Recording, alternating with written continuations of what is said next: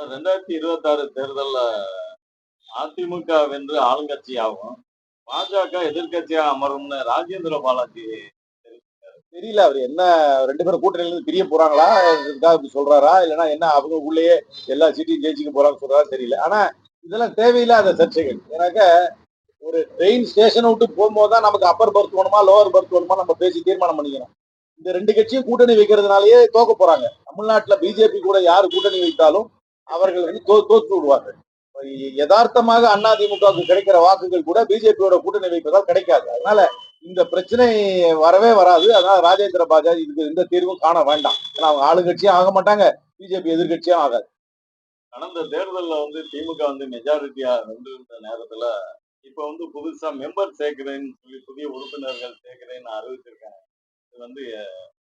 இது எப்பவுமே டிஎம்கே ஒரு ஒரு ப்ரோஆக்டிவ் கிராஸ் ரூட் பார்ட்டி. அவங்க என்னவா இருந்தாலும் எப்பவுமே அவங்களை புதுப்பிச்சுட்டே இருப்பாங்க. அது அவங்களை நான் பாராட்டுறேன். அந்த முயற்சியை என்னை பொறுத்த வரைக்கும் காங்கிரஸ் கட்சியும் செய்யணும். அவங்கள மாதிரி வீடு வீடாக சென்று மக்களை சந்தித்து உறுப்பினர்கள் சேர்க்கும் முயற்சி என்னை பொறுத்த வரைக்கும் நல்லது. இந்த மிஸ்டு கால் மூலமா மெம்பர் சேர்க்கறதெல்லாம் நான் இன்னைக்குமே ஏத்துக்கிட்டு கிடையாது. திமுக செய்யறது நல்ல முயற்சி. அந்த முயற்சியை காங்கிரஸ் கட்சி செய்ய வேண்டும் என்பதுதான் என்னுடைய கூட்டணி ஆட்சியை பற்றி காங்கிரஸ் அது இன்னைக்கே பேசி தீர்க்கணும் அவசியம் இல்லை. எல்லா கட்சியும் தங்களுடைய பிரதிநிதிகள் அதிக அளவில் போட்டியிட வேண்டும். அந்த பிரதிநிதிகள் வெற்றி பெற வேண்டும். வெற்றி பெற்றால் அரசாங்கத்திலே அவர்களுக்கு பங்களிப்பு இருக்க வேண்டும் என்பது யதார்த்த எதிர்பார்ப்பு தான். அந்த எதிர்பார்ப்பு காங்கிரஸ் கட்சிங்க இருக்கு.